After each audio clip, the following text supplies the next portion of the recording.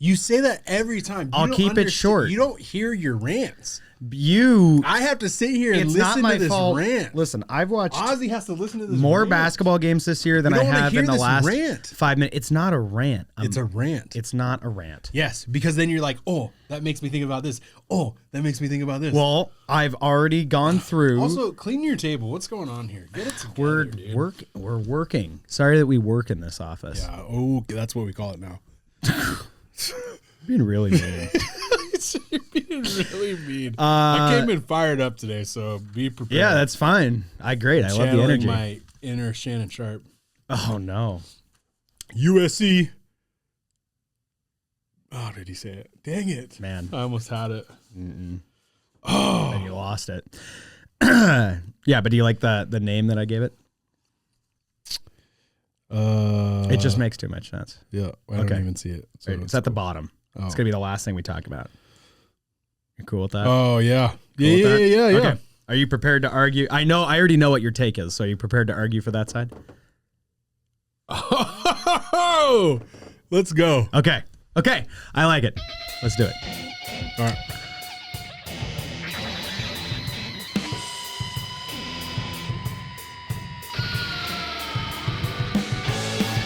Welcome to the house. I'm Isaac Smolden, and I'm joined by Brian Fields. Hello. If you need homeless or at-risk youth services, you can take it to my house, 300 North Willow Street, downtown Wasilla. Residential treatment has a few openings left, Brian, but we are getting real close to full. So if you or someone you know are in need of treatment services and you were there between the ages of 18 to 25, we would love to see you and get you involved with that program. This has been a pretty crazy week, and I was going back through some of the old episodes, trying to get some topics for the off season.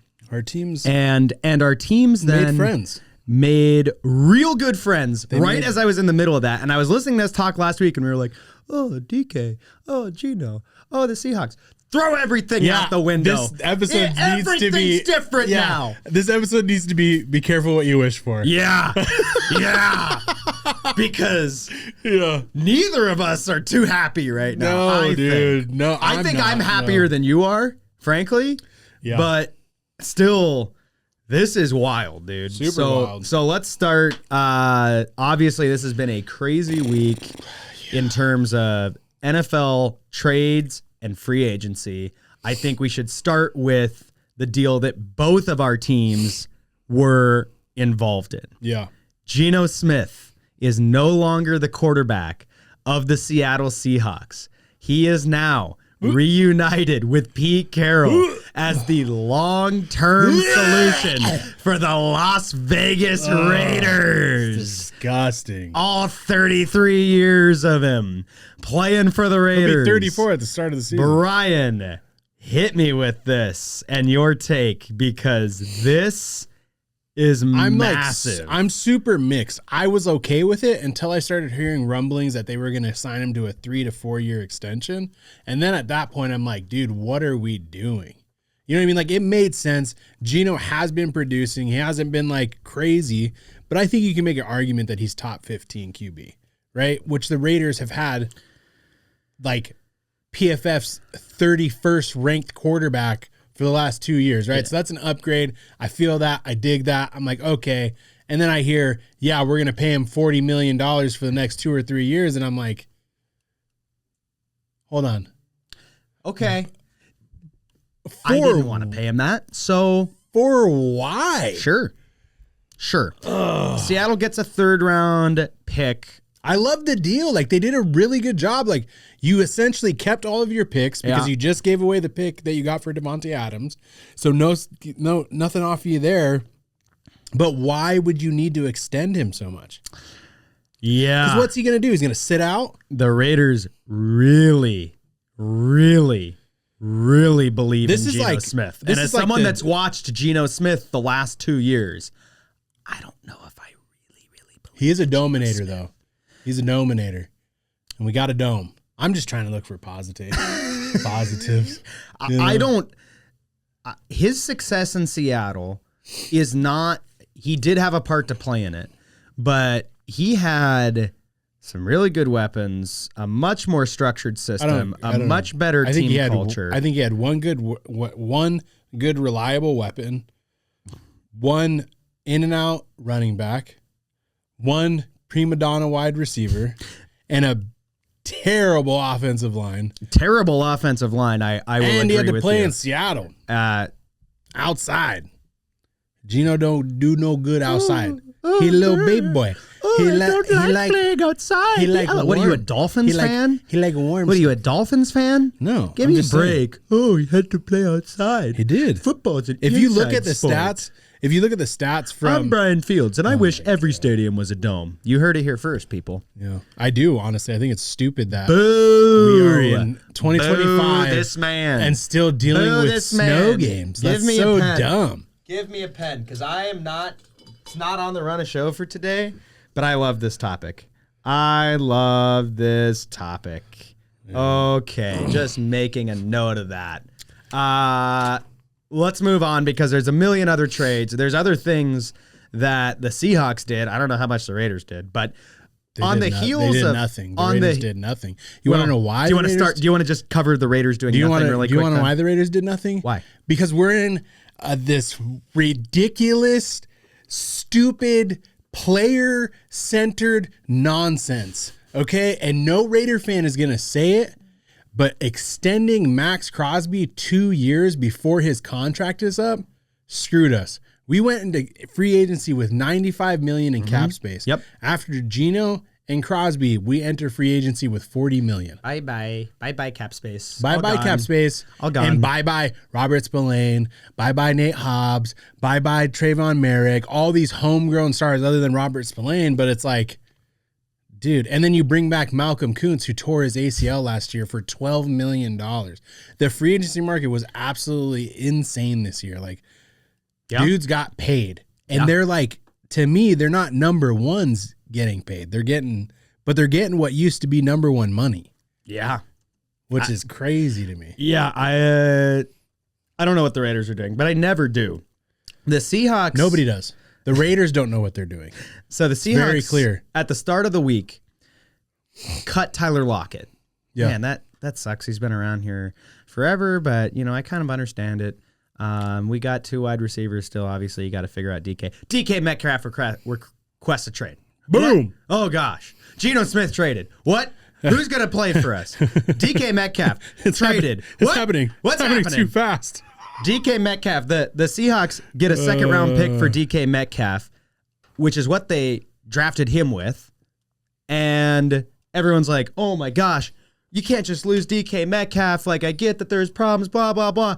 And then the Raiders sign him to a 4-year, $132 million. What did I say? You said the Raiders. Sorry. The Steelers sign him to a 4-year, $132 million extension. I'm just like, Bye-bye. Thank you. Didn't want to pay you that with the problems that we had. JSN's my new Lord and Savior. That's cool. We'll figure it out, because there is no way Seattle should have given him that money.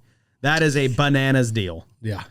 So what's so funny, too, is because DK came out and was Pittsburgh. like, I want to go and play in a warmer climate with the stable QB situation. He goes to the Steelers, who have not a warm climate and don't even have a quarterback signed right now. Yeah. Yeah, I don't get it. Justin Fields. Good luck, dude. Just went to Good luck.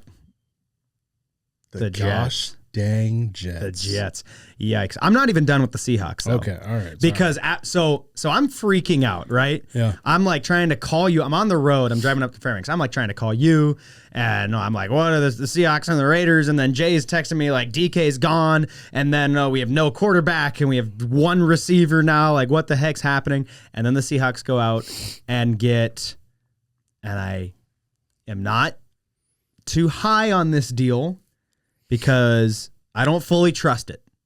But when you look at their options, the Seahawks go out and probably get the best free agent QB of it. You disagree? No, I just think it's funny. It's fun. Well, it's so funny, the fan take that happens, because you laughed me almost off of set last week for saying You want Sam Darnold to the Raiders. not just that I want Sam Darnold is a better quarterback than people give him credit for. I don't trust Sam Darnold still. Yeah, but now it's like now we go and get the best quarterback free agent. And I don't know. Listen, I mean, him and Justin Fields are like right here. But I think Justin Fields' ceiling is way higher. The facts on the ground have changed. Last week, I had a starting quarterback that I wasn't in love with, but was adequate. I wasn't like, we need to go address a QB need. And then all of a sudden, Sam Howell was our starting quarterback. So now I'm like, yeah, Sammy D, baby. I'm all on board the train because who else are you going to go get? Yeah. Justin Fields, maybe. That's more of a risk than Sam Darnold. I actually agree with you that I think Justin Fields has a higher ceiling. But as far as the most known commodity in free agency for QB, it's probably Sam Darnold. So, yeah, my take has changed. And I think that's okay. It has been a week of earth-shattering proportions for the Seahawks. Everything has changed. I will no longer be keeping Sam Darnold. You will in fantasy? No. You refuse to? I refuse. No. He's gonna have JSN to throw to, baby. See how that connection works. It's gonna suck. Sammy D. You still don't to have an offensive JSN. line. And he has nobody else to throw to. We still don't have an offensive line. Yeah, I'm hoping that your running back is constantly injured. We address that and that. We got some problems. Everything's changed for the Seahawks. I thought I knew where we were going to be at, which is like a middling team that may or may not make the playoffs. I have no idea where we're at now, which in a way is kind of exciting, but also really scary. But what I said last episode, where'd you go? What I said last episode was, I rather you burn it all down than be mid again and not be a contender. But you're going to be mid again. So this is moves where, Sam Darnold's going to win you a couple games. Either they're going to improve, and you're going to see positive trends like Sam Darnold continues to build, JSN continues to build, they bring in the right pieces to address their weaknesses, or they get worse, their draft pick gets better. I'm fine with it in either way. I actually like this timeline better than them keeping DK and Geno, I think. Talked myself into a little bit in the car. Thank you. But that's, had to get there. Had to get there for my mental health. Anything else you want to touch on NFL free agency wise? Yeah, I just want to talk about the Commanders, man. I think that the Commanders went out and won the offseason. Like, they have been aggressive. They have said, these are where we're lacking. This is what we need to do. I think that Debo admittedly gave up on the 49ers, and he's kind of said so. Like, I came in a little overweight. And I think he still got some ball in him. And I don't think he loved the system in the way that it was being ran. Like, sure. He got less and less involved, especially once Christian clearly. McCaffrey got there, like, he's no longer the prime star. Right. And so I think a little prima donna stuff got to him. But then they go out and they trade for one of the best left tackles. And, I mean, Jaden Daniels, as good as he is, was sacked 40-some times last year. And so that is huge, dude. And they just keep going out and making good signings. Re-signed Bobby Wagner on a good deal. Yeah. Yeah, man. And so I think that they win. You know who I also just want to say, I didn't like you before, but now I just hate you. I didn't realize your game. I hate you, Patriots. I just don't like you, dude. You came into free agency and you opened your checkbook and you gave people blank checks and said, fill in the blank. And you're stupid. And I hope that your season sucks. That's what I think about you. Wow. Okay. Yep. All right. That's how I feel. All right. I'd like to debut a new segment on this show. Yeah. It's called the Seattle Mariners Family Circus. So I'm going to read you a quote. And Ozzy, if you could maybe put just put that in the background for me. So to provide some context, Brian, Justin Turner was one of the Mariners' trade deadline acquisitions. He plays first base. Okay. And a noted hole for the Seattle Mariners going into the offseason was both corners, but first base. Justin Turner wanted to be back. Here's what the Seattle Mariners did. They didn't re-sign Justin Turner, and here's what Justin Turner had to say about that. Honestly, as much as I wanted to be back there, Turner said, if I was the only piece they brought back in, I'd be saying the same thing. What the hell are we doing? Are you trying? There's not going to be a better time to go for it. So I don't know what they're doing. I'm very confused. It's a head scratcher for me. Me too, Justin. Me too. Moving on. This is how I'm going to process this and just keep it short and sweet with the Mariners this season. Because if I start talking about it, I'll waste 20 minutes, right? Yeah. So really, I'm going to try to keep this brief as well. But NHL free day trade deadline was this past Friday, and I was, again, in the car driving up. So I got to just sit there and just experience the coverage the whole way. So the Colorado Avalanche are listed as the top team. They got the top grade at the trade deadline. They got an A+. They were the number one team. And I tend to agree. They made some gigantic signings at the trade deadline. They bring in Brock Nelson. They bring in Charlie Coyle. They get back Eric Johnson for the Vibes, who was a longtime defenseman for them. Really, really ecstatic with all the moves that they made. I've talked about they replaced both their goaltenders. They made like 10 moves, and I respect the heck out of that from a front office that's willing to say, you know what? We're not good enough, but we're not going to burn it all down. We are going to go out. We're going to make a bunch of hockey trades to address all of our problems and get better. They've jumped up in the playoff standings. They are right on a collision course with the Dallas Stars, who had a wild free agency where they extend some good pieces, but most importantly, they bring in my former boy, who cannot be my boy anymore because he plays for the Dallas Stars, a divisional rival, in Mikko Rantanen, who, if you remember, was traded to the Carolina Hurricanes. Yeah. Like a month ago. Right. Wasn't doing too great in Carolina. They were like, we're going to bring him in. We're going to re-sign him. And all of a sudden you started hearing rumblings like, maybe Mikko's not going to sign in Carolina. He's a UFA at the end of the season. But they just traded all this stuff for him. Maybe he's not going to sign. What's going on? Trade deadline day. Bang. Mikko Rantanen traded again. Second time this season. And this is like a point per game player. This is a Anthony bad example. He's always injured. Mikko's a playoff dog. This is like a Klay Thompson maybe level player, like a number. Klay Thompson's regressing. Okay, he's like a 1B, 2A type of player, I just want right? everybody to know this is painful for me. Why? This is painful. Okay. Well, anyway, traded for the second time in the same season, which does not happen, and immediately signs with the Dallas Stars at $12 million a year. The Stars and the Avs now on a collision course. The Kraken sold off, got 2 first-round picks. They had a pretty tidy deadline as a seller. The Bruins made the very difficult decision to be a seller at the deadline, despite being just a couple points out of a playoff spot, said, hey, we're not good enough. Traded their captain in Brad Marchand to a divisional rival in the Florida Panthers. Again, just earth-shattering move, completely shakes up the fabric of the Atlantic Division. But the team that I want to shout out is the Detroit Red Wings, who were in or just below a playoff position at the time of the trade deadline. They've been rebuilding for years and years and years and years. Like the last 5 years. You got to Steve Yzerman. You got to trust the Yzer plan. He's a former Detroit Red Wing. He's the GM. He's going to fix everything. They've been rebuilding for forever. So this is the year. They're right there for a playoff spot. They got to go make some moves. What are the Detroit Red Wings going to do at the trade deadline? They make one move for a backup goaltender, and they currently have 7 goaltenders rostered. They added no one else of importance.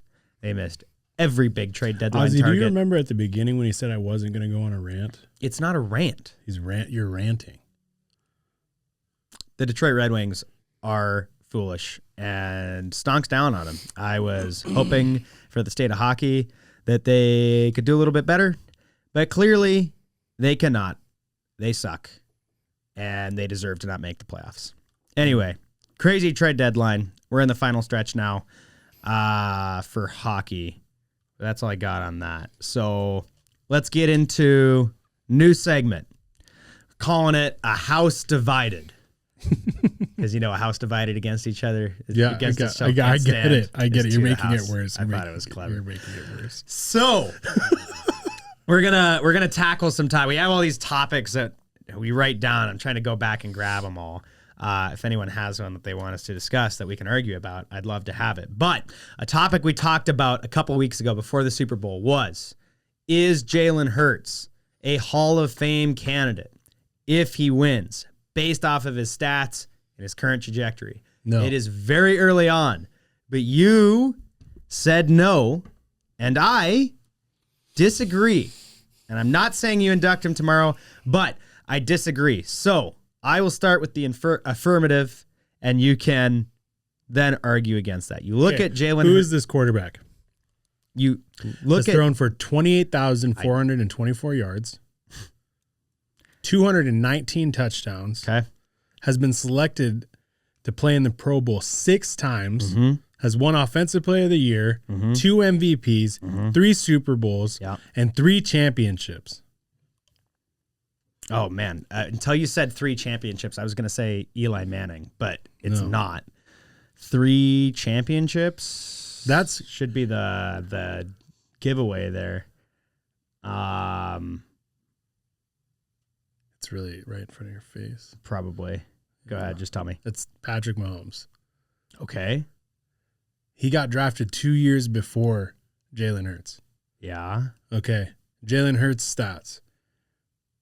14,677 yards in 77 games, and he has thrown 85 touchdowns on 39 interceptions. Right. Okay. Patrick Mahomes, not currently in the Hall of Fame. Patrick Mahomes is a first ballot Hall of Famer. Yes, he absolutely is. Okay. Now, so what are we talking about? Sure. That's what I'm saying. What I'm saying, do you not see what I just said? So what I just said was, here's a Hall of Famer. Here is a guy. Which one sounds more like the Hall of Famer? Here's what you're missing is that Jalen Hurts has 55 rushing touchdowns. If you just scroll down a little bit, he has 55 rushing touchdowns. And I get that a lot of that. And I get that a lot of that is his offensive line. But it is not an easy play for the quarterback to get pushed into the end zone. It's not just about the offensive line. He contributes to that. And not all of his rushing touchdowns are the vast majority of them are. 55 rushing touchdowns in his career. Let me read you some career stats. Okay? Yeah. In, holy smokes, like 15 years played. 49,000 yards, a completion percentage that's a little bit lower, 58.4, a QB rating of 80.9, 291 touchdowns to 233 Who is Big Ben? interceptions, 0 Super Bowl rings. No. Oh. Who is 0 Super Bowl? Phillip Rivers. No. Older. Warren Moon, who leads the Tennessee Titans organization in a ton of career stats, but a lot of the QB related ones, right? Let me read you some other stats. 71,000 yards passing, a completion percentage of 65.3, a TD to interception rate of 539 to 251 with actually, they don't have QB rating. It's Peyton Manning. It is Peyton Manning, yes. It is Peyton Manning, yes. Peyton Manning's and if you look at 2 Super Bowl rings for Peyton Manning, you look at his career stats, and when you start to add Jalen Hurts' rushing ability, and these are 2 very different quarterbacks, right? I'm not saying that this is the same guy, but when you look at Jalen Hurts' rushing touchdowns and put together the complete package of his game, his completion percentage is very similar. His TD to interception rate is very similar. His touchdowns per year is very similar. And if he plays if he has the length of career as long as Peyton Manning, if he continues on this trajectory with a really good Eagles team and is able to compete in another couple Super Bowls, win another ring or two, there's no doubt in my mind that he is a Hall of Fame quarterback. I'm not saying you put him in Canton tomorrow. He's only had 5 career years, but I am saying he is on that trajectory. No doubt in my mind. You sound dumb.